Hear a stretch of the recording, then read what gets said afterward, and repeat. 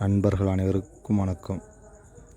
கோழி வளர்க்கும் நண்பர்கள் இந்த வீடியோவை பாருங்கள். பிடிச்சிருந்தால் லைக் பண்ணுங்கள், நம்ம சேனல் சப்ஸ்கிரைப் பண்ணுங்கள். நான் தொடர்ந்து ஒரு 4 மாதமாக கோழி வளர்க்க ஆரம்பிச்சிருக்கிறேன். இது முதல் முறையாக ஒரு 8 வகையான பொருட்களை மசாலாவை ரெடி பண்ணி நான் கோழிகளுக்கு கொடுக்க ஆரம்பிக்கிறேன். இது முதல் நாள் சாதத்தில் பிசைஞ்சு வைக்கிறேன். கோழி நல்லா விரும்பி சாப்பிட்டுச்சு. இதுக்கு முன்னால் 2 டைம் இந்த மசாலாவை நான் தண்ணியில் கலந்து வச்சேன்.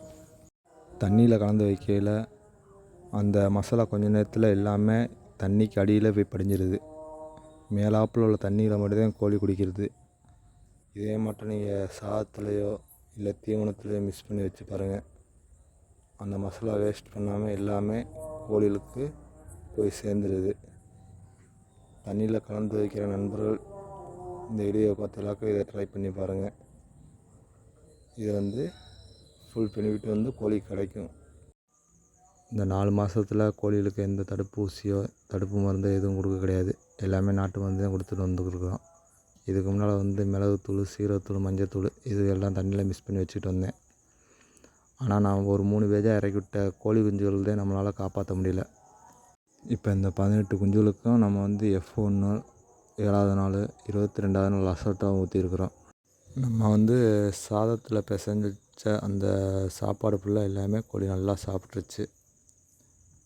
தீவனத்தட்டு ஃபுல்லாக எல்லாமே காலியாகிடுச்சு பாருங்கள். இப்போ இது லசோட்டா நம்ம ஊற்றியாச்சு. லசோட்டா ஊற்றுனதுக்கப்புறம் அடுத்து 45வது நாளில் தடுப்பூசி போட வேண்டியது இருக்குது.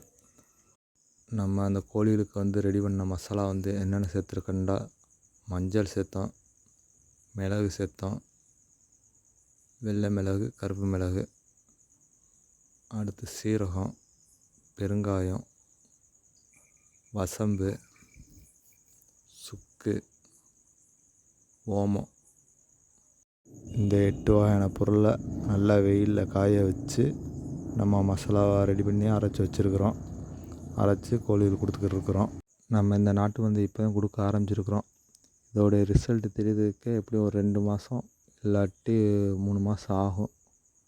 இதோட ரிசல்ட் தெரியறதுக்கு உங்களுக்கு யாருக்காகவும் இந்த மருந்தோடைய மெஷர்மெண்ட்டோ அளவோ தேவைப்பட்டால் நீங்கள் கமெண்ட் பாக்ஸில் கமெண்ட் பண்ணுங்கள்.